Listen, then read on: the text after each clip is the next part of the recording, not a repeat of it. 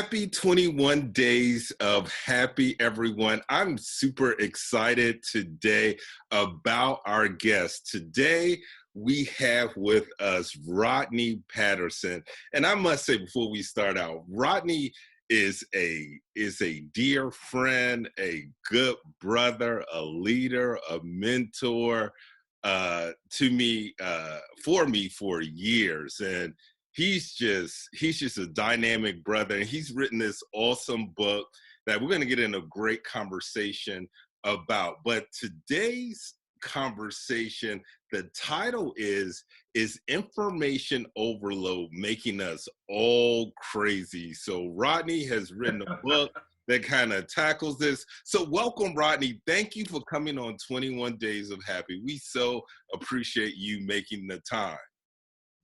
Thank you, my brother Kelvin. Much love to you and your beloved, your princess, all the success that God is bestowing upon you and your family. I'm just so honored to be here and just to know you and just to be in your presence, man. Oh, man. So I love the title of your book, Guard Your Gates, and it just hits me in so many ways. So I'm going to pass it over to you. Tell us a little bit about your book, what it's about, and yeah. Sure. Well, think about the whole purpose of a gate. Okay. Gates protect what is valuable. And this book was born really out of a crisis that I was in, and I suffered as a result of it. But I began to reflect on what happened. How did I sacrifice what was valuable? And I realized that my gates were not guarded. And God gave me this, he put a picture in front of me of what I did wrong. Okay. And a strategy for how I can keep from doing that in the future. And the moment I put it to work, it's amazing how productivity followed after that. So this book is simply about being productive, being productive in the most unusual circumstances. Mm-hmm. And the question is, even now, where you're talking about information overload, can you be productive even in a pandemic? Right. Yeah. We can talk about that. So, like, guard your gates, right? Break that down a little bit. Like, what's the concept? I mean, where did you pull it from somewhere, or I don't know? Did you get a download from above? Listen, I'll tell you exactly where it came from. Right. So, I was cutting my grass. Okay. Right, cutting my grass, and I kept stepping in the same stuff every time I would cut my grass, and I would wonder, like, whose animal is this that's leaving this in my grass? Okay. Every time. I could never find the animal that was just leaving little deposits for me as I cut my grass. And I said, I got tired of it, and I bought a fence around my entire property. Okay, you were done. And it fixed the problem, at least for me, right? Right. That concept I began to think about when I was in the middle. I was actually past the crisis. The crisis had impacted me. And I was thinking about what went wrong. That concept, I said, I did not protect my gate. I did not guard my gates. And just to give you an example, just to bring it real, my mom was sick. I was taking care of my family. I worked far from home, at least 2 hours from home. So in the morning, I would go out to work. I would go see mom. I would help mom take her to the doctor for treatments and whatnot. And then I would go back home, and it took me a long time to do that. And it was burdensome. But what I didn't realize was how much my work product was suffering as a result of it. And so, you know what happens? You're not doing the job the way you should. HR will call you in. And Kelvin, I'll tell you, I remember the day when I was sitting across from HR. And I began to explain to them what was going on with my mom. They began to tell me, well, Rob, we noticed a slip in your productivity. Oh, wow. Okay. And it impacted me. So when I went home, I said, okay, I'm going to really try harder. And I just couldn't. I couldn't keep up. I couldn't manage the overwhelming responsibility of taking care of my family, doing my job, taking care of my mom. And ultimately, I failed. Ultimately, I went back to the office and you know, we reached an agreement, a separation agreement, and I left there, right? But as I left, I remember the stress just leaving my body, right? And I began to think about what happened. I mean, what happened? God told me, organize, defend, and guard. And it comes straight out of the book of Nehemiah. Okay. You know, Nehemiah, who was the cupbearer to the king, had great responsibility. And Nehemiah, And then Nehemiah is a book in the Bible. Right? Yes, Nehemiah, the book in the Bible, exactly. Okay. In the book of Nehemiah. Okay. In the Old Testament, he was serving the king, and he had a very important job. Okay. But he got word that his hometown was destroyed, that the gates that were protecting his hometown was destroyed, and he was impacted to go do something about it. And I'm giving you the Rod version of that, right? So you go to the Bible, look at Nehemiah, get the exact translation, right? But this is Rod's version. So he goes to Jerusalem and he sees the gates down. He does three things, Kelvin. Okay. He organizes. He surveys the damages. He talks to the leaders. He defends. As they are rebuilding the gates, rebuilding the walls around his property, they're doing it with sword in one hand, trowel in the other. They are defending. And then when the job was done, he posted guards on each area. Why? To keep it from happening again.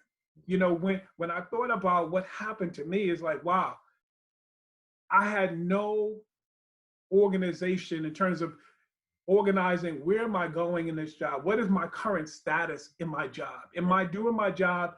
In fact, do I have all the tools I need? Have I communicated with everyone that needs to know what's going on? My mom is health is failing. Does my boss know that? Does, you know, the people that are expecting me to deliver something know that? You know, defend. Do I have something that's currently on my desk that I need to respond to, that if I don't respond, it's going to hurt me? And then guard is being proactive, staying on your game, monitoring your phone, monitoring your desk, monitoring your email, knowing what's coming ahead. And that is the proactive part of it. Right. And when I thought about this and I put it in writing, it was like, it's amazing, because crisis is normal to life. Yeah. Amen. Everyone is going to be in crisis. And there are actually 5 things, especially leaders, that you're going to deal with. Okay. You're going to deal with crisis. Break it down. You're going to deal with complexity. You're going to deal with loneliness, weariness, and betrayal. So when I dealt with crisis, I didn't have a strategy to deal with it. I didn't have a strategy on how to get past this crisis and still do my job. Now, here's the kicker, that as crisis is normal to life. I had another crisis, all right? I got a new job and I was doing great, but you have another crisis. But when I understood what I needed to do, I was able to even grow in the midst of that crisis. Yeah, yeah, no. So that's the long version to a short question. But, you know, it really took me from doing this, from struggling to perform to performing in the struggle. Right. Oh, wow. Wow. I mean, I think, you know, I think it's so relevant, especially to where we are now. I mean, we've been talking about that information overload. It's just, especially with COVID-19 and so many people being quarantined, it's just like, I like me personally, I just feel bombarded with information from my phone to emails to Right. social media to it's just feel the news, right? It just feels like it's coming from It, every which way. And sometimes I'm like, man, is information overload? Is it making me crazy? Is it making us crazy? Right? yeah. But listening to you, I mean, like guarding your gates and applying that strategy could really help us all. Hey, Kelvin, let me tell you, my daughter, she was 15, no, she was 17, looking over my shoulder as I'm working my personal email. It's not my work, my personal email. And she saw that I had so many unread emails. She's So like, I have thousands, 3,000 unread emails, Dad? I was like, oh thousands, my goodness. right? But the problem was that 90% of it was junk. Yeah, You bought a shirt right. online, you forgot to uncheck the box. Now you're getting all kinds of advertisements and whatnot, Isn't that and emails. And as you know, we receive approximately 121 emails per day. And brother, let me tell you, don't take a day off, okay? yeah, Because important things are in that email. yeah, right. You know, you could have sent me, Rod, hey, I want you to be a guest on my show. But if I have 3,000 unread emails in my inbox, I very well might miss that.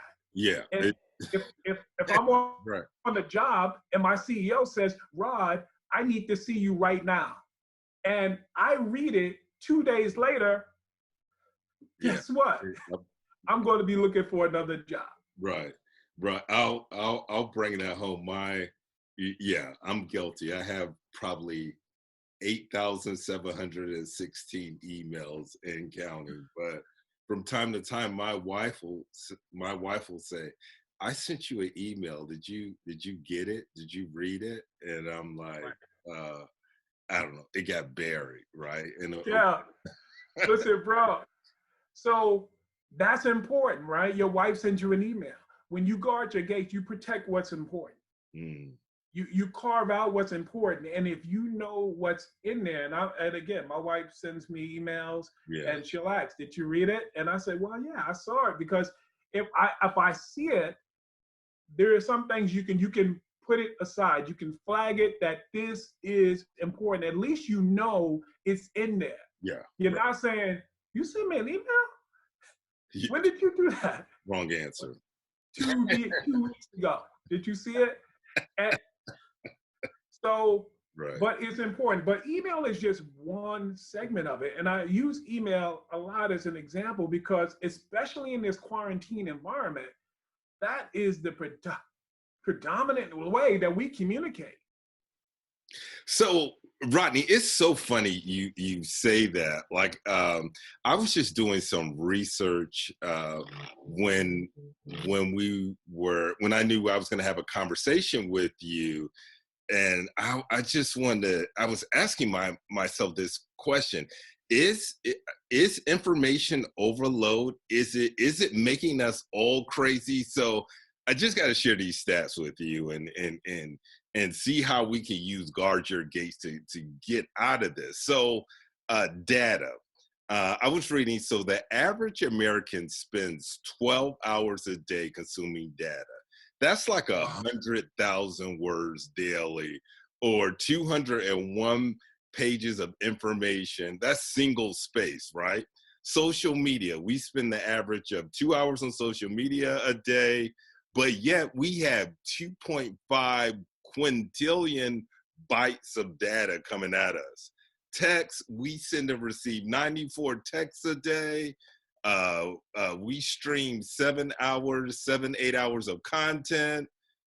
Then there's emails, like you mentioned, 121 emails we're getting each day, and on top of that, a 24-hour news cycle.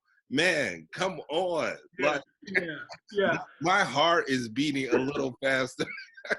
And I'm sure those text messages, that I'm sure that's undercounted, I'm because sure. I know between my wife, my daughter, and my son, that's already 90, 94 per person. And, and that's only in the morning. Right, So, exactly, yeah, right. So, man, it's like we're trying to capture all this information that's coming at right. us, right? I, How do you I need absorb some, it? I need some help.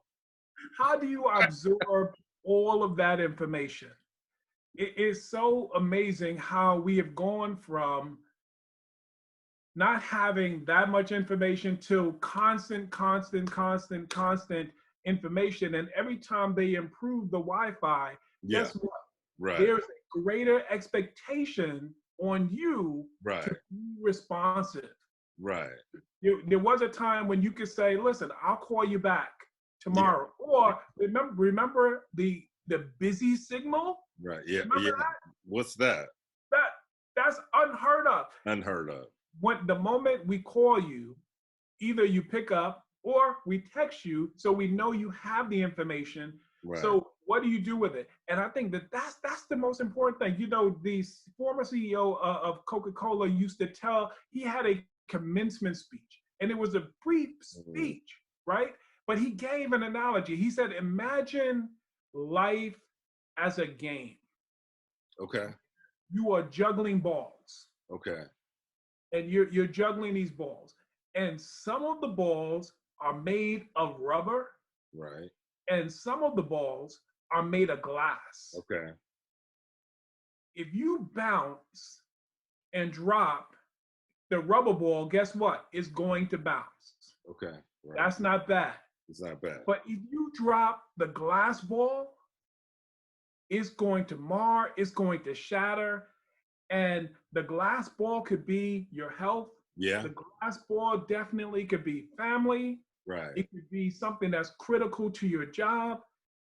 The problem with all of this data and all of this information that we're receiving is that it's hard to determine where's the glass ball, Come on. where's the rubber ball. They're all in the air. And when your gates are not guarded, brother, there are things smashing everywhere. You just need a broom. I'm laughing, but it's so not funny. Yes. I'm telling you, because I remember when I used every year, every January, the International Christian Brotherhood have their kickoff breakfast. And every year my son and I would go, and we would have our crossover, and I'd take my son and we go out to the crossover, and my daughter would I'd come home, and we have guy day, the same day as the kickoff. We would have we spend the whole day together, whether we're at playing basketball or going to Buffalo Wild Wings. We're having a great time the whole day. We come home, there's my daughter waiting, like, well, when are we going to do Daddy Daughter Day? Yeah. And I tell her, I say, honey, it's important. I got it. We're going to do it. And I tell you, Kelvin, I unashamedly mentioned that, it didn't happen. Like year after year, we would do it. Right. Then finally, 2018 comes. I put it on my calendar, because your calendar gate is so important. If you don't put the things that are important, if you don't organize your calendar, then important things that are important to you and important to others are going to get missed. So I put it on my calendar. So when the day came, I said, guess what tomorrow is? She said, what? Daddy Daughter Day. And she was so thrilled, and we had an amazing time. Yeah, we went boating, we went biking, we went to restaurants, and I ate pancakes with ice cream, and I think I'm still paying for that today. But we had a great time. Why? Because I put it on my calendar. I had my calendar organized. I had it defended, in that I responded, like that due date, that was something that was important. And I had it guarded. I kept stuff off my calendar that didn't need to be there. Because if it was there, it was taking up space of something that should be there. So no, and that's great. I love the story about your daughter. So I'm just trying to figure out how do I apply this methodology. So I got all these portals coming at me, Go ahead. emails, texts, social media. Well, give me a gate. Give me a gate, and I will tell you Right. how to organize it. Yeah. Okay. How to guard your gates, apply to it. Okay. Okay. You got. Oh, right. Give me a gate. This is real time. Okay. Like So, three all right. card monitors, man. So here we go. So social media, I find myself throughout the day. Sure. I'm looking at social media. I start scrolling. 5 minutes turns into 20 minutes, right? Yeah, that's Well, that's a social media gate. okay. Right? Social media.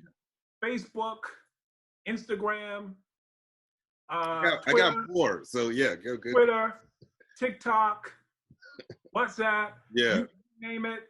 If my kids are on it, more than likely I'm on it, right? Okay. So what is your purpose in engaging in social media? What is your purpose on Facebook? Why are you there? What is your purpose on TikTok? Why are you there? Right? Defend. You know how many messages and Instagram and Messenger messages I get from family and friends, and you figure, oh, let me take some time. Oh, so and so, Kelvin sent me a message. You never sent me a message in Messenger for like 10 years. And now I get a message from you and I'm like, oh, let me look at it.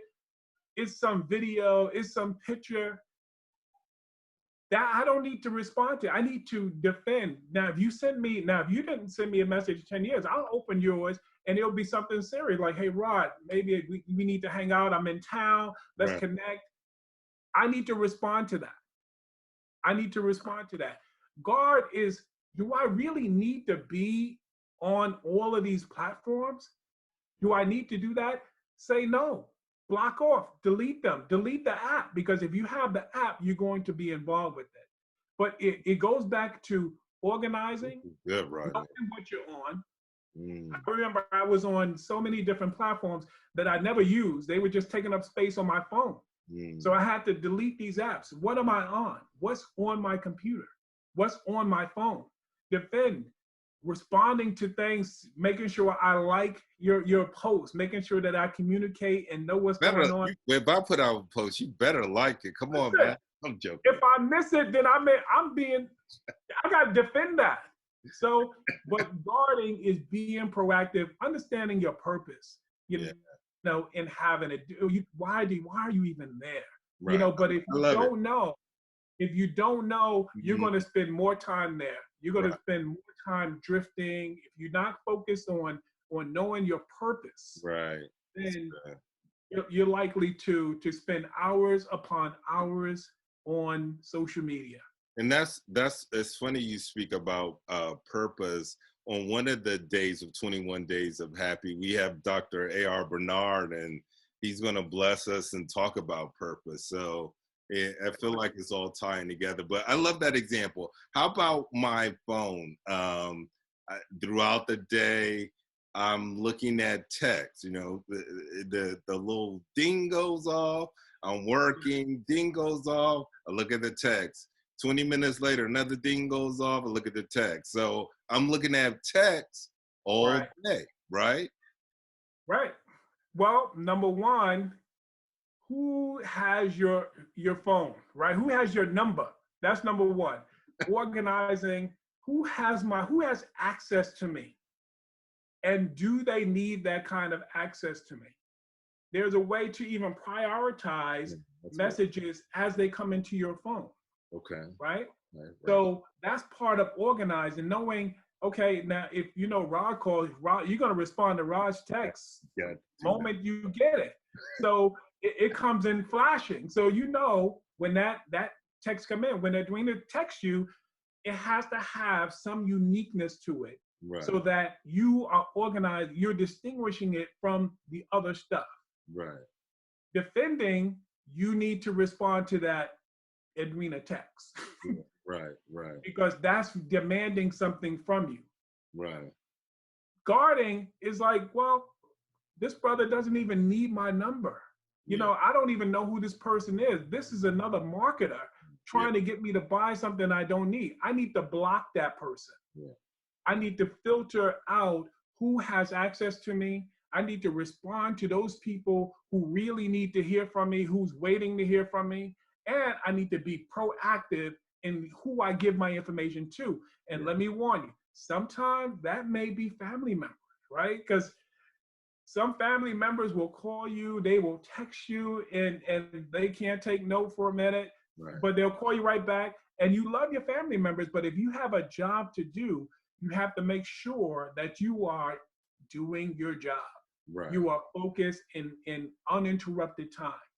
And sometimes that family member, they'll understand later on, hey, I wasn't working, you know, but I'll give you a call later on. Well, well, I mean, we can go on about this, but it sounds like distraction is a big thing, right? So you're talking about purpose, and whether it's phone or emails or whatever, a lot of this stuff can just be distracting, right? Like, so I once heard someone talk about is like how you have to kind of think of your day like a suitcase, right? And that and it's only so much you can put into a suitcase, right? You got 24 hours, only so much you can put into the suitcase. But if you're looking at emails or texts or whatever, especially if they aren't on purpose, that's filling up the suitcase. So but Kelvin, look, first of all, where are you going? Okay. Right. Because what goes in the suitcase will determine, is based on where you're going. Right. I'm going to visit you in beautiful, you know, California. You know, I'm not packing heavy coats and whatnot. So I need to organize in knowing, where am I going? What am I doing? How am I get there?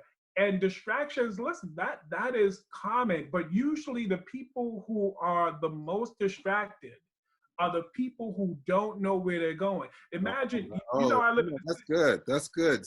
I live in the city. Say that again. Say that again. I need to write that down. The people who are most distracted are people who don't know where they're going.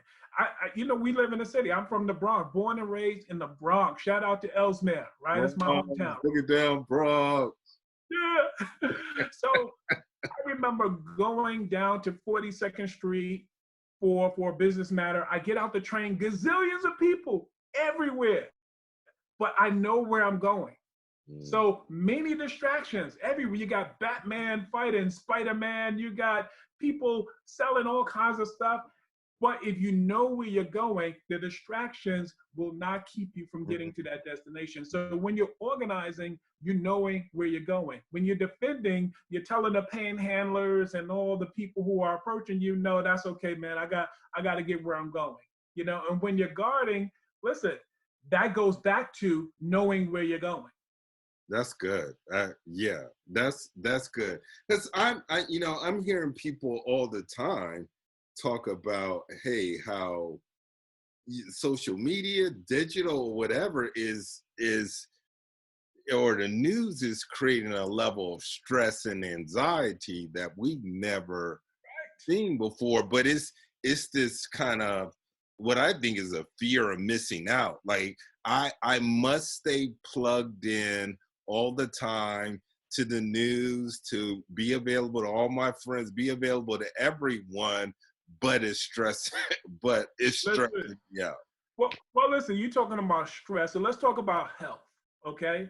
And you know, I don't talk about this in the book because we can't talk about every single gate. You gotta organize, defend, and guard. But we're in a pandemic right now.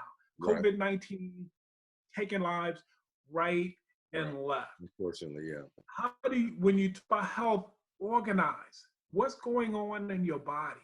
Do you recognize? Do you know what your temperature is? Do you know what your blood pressure is? Is there anything going on with your body? That's organizing. Going to regular appointments. Going for the men, those colonoscopies. You know, and getting your prostate checked.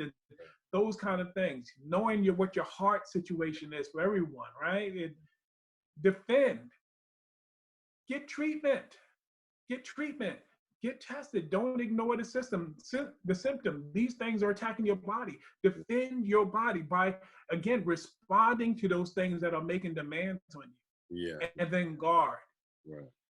exercise, Right. eat right. Listen, they say an apple a day, keep the doctor away. But what about a Kit Kat a day? Right. What about cookies every day? Yeah. Okay. Juice every day? Right.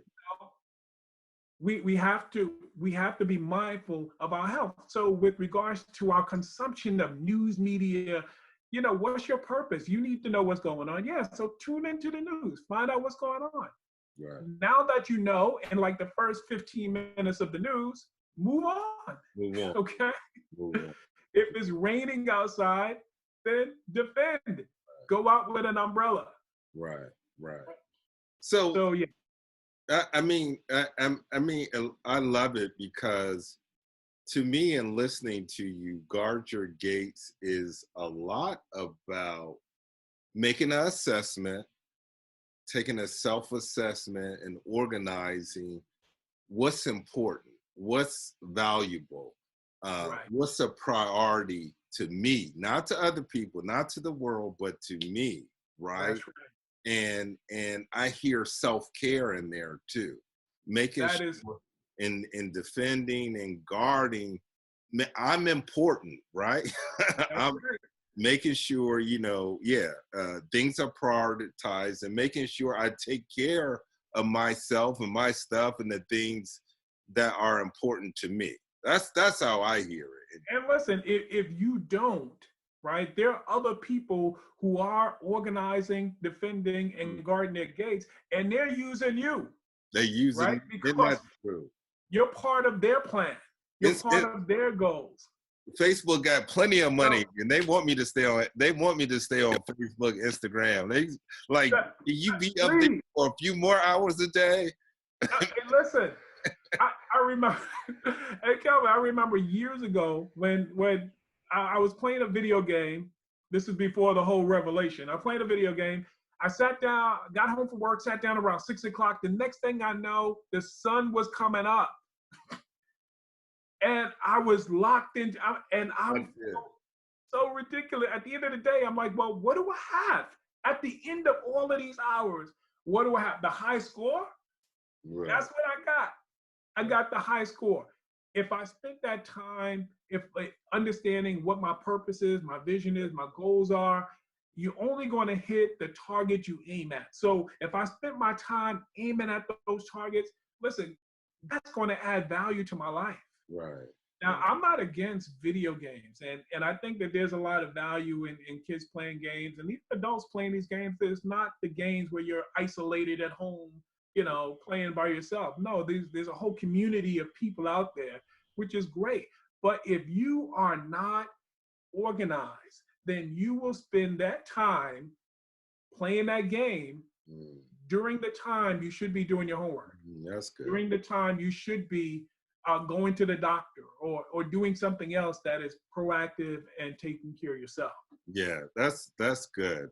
And we can talk about this all day. I'm gonna move on, but preparing for this conversation, I just found all these amazing studies. Like I found one that talked about that now scientists and researchers are saying that internet addiction has changes the brain in a very similar way as cocaine addiction, right? So when you look at the brain scans, which I find insane, right? And I know in certain parts of the world, in Asia or whatever, they're starting to open up social media addiction camps, video game addiction camps, and so forth. So, I mean, this stuff is serious, right? I mean, especially the young people. So I guess, my question to you is like, what do you think about that? And especially with our kids, how can we start teaching our kids, right? It's a lot of parents listen to this. How can we start teaching our kids to guard their gates? Well, addictions are a terrible thing. And you've heard my pastor, Pastor Aaron Bernard, and you mentioned that he's going to be coming here, and I'm excited to see that. Yeah. That he always teaches that anything taken to the extreme leads to error. Yeah. And so these addictions that come out are terrible, Right. terrible things, you know. And but how do you teach your children about these things? I believe that you teach little by what you say. You teach more by what you do, but you teach best by who you are. Oh, okay. And so if you are a person that is That's given to addictions, then what you're telling your kids is not, if it's not matching up with who you are, then that is not the best example. Okay. And again, what you're teaching them, okay, by what you say and what you do, they're watching you, and they're going to learn more by who you are. They're going to observe who you are, and your actions are going to speak so much louder than the words, so much louder than the teachers are teaching them. You have the greatest influence on your children. And when they're watching you organizing your thought, spending your time reading books or spending your time doing things that are productive, then that's going to carry over. You yeah. know, I was just in an interview with my son, and the interviewer asked him, say, well, so who encourages you to read? And I was so proud. My wife and I both encouraged this kid to read, right? But he said, "Oh, my dad always asking me, what can we read?" I stuck my chest out. I'm like, "Yes, that's right, it's me." Even though my wife has all the degrees and she reads tons Right. of books, you know, but he sees me reading. He sees me leading and doing things that are productive, and I'm always challenging him to read more and whatnot. So, with regards to addiction. Okay, I'm not saying that you should not get treatment. If there's an addiction, you Yeah, sure. definitely seek out treatment. But when you're talking about teaching your children patterns and behaviors, they learn so much from who you are and who you claim to be. Mm, And yes. the way you communicate is by word, by gesture, and by spirit. And to the degree that those are aligned is the degree of your effectiveness as a teacher. Mm, that's that's good. You kind of preaching and teaching. You Uh, know what? I'm not. You didn't collect an offering yet, but it's all right. Not yet, not yet. So, yeah, we're kind of landing the plane, but hey, uh, from your opinion, like, what's the most important gate to guard? Mm. I was giving a presentation to a bunch of engineers on Guard Your Gates, and I finished with the presentation. I thought everybody was connecting, and I told them what I thought the most important gate was. And a gentleman came up to me, and he was a believer. He's like, Rod, I think that you got the most important gate wrong, because I think the God gate is the most important gate. And I love the fact that this was a secular environment, but he was bold enough to talk about God and Jesus, and I love that. I said, but here's the deal: the most important gate is your time gate. If you do not manage your time effectively, when are you going to worship? When are you going to study? When are you going to set those goals and those plans? When are you going to organize your email gate, organize your phone gate, organize your health gate? When are you going to do it if you cannot effectively manage your time? And the biggest challenge to time management is procrastination. And procrastination is a thief. So your time gate is so critical to managing all your other gates, because I have to set time to talk to you. I have to set time to minister to my family and my children. Yeah, And but if I don't organize my time effectively, then the time that I'm spending with you may be the time that I should be spending with my family. right, right. That's So it was really great, but your time gate is so important. And but let's face it, sometimes we fail. And I tell you, I failed earlier. I failed, in different aspects of trying to manage my time and guard my gates. I'm not perfect at it, but I remember General Patton. He said about success. Good old He General said, Patton. say it again. Said good old General Patton. Good old General Patton. He said, success is not measured by how high you climb. It's measured by how high you bounce after you hit the ground. You know, when we fail, get up, try it again, do it again. You fall again, do it again. You fall again, do it again until you're the one knocking down the obstacles. Yeah, that's good. That's good. Sure. Hey, last question. My producer is making me ask this question, but since we're in this whole 21 days of happy campaign, I wanted to ask you, does the happiness gate have to be guarded? Wow, that's a good question. Yeah. Does the happiness first? Let me give a shout out to my You have pastor. to guard your happy.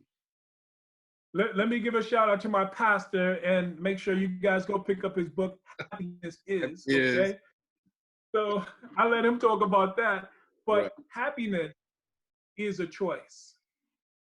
So it's not necessarily about you guarding your happiness gate.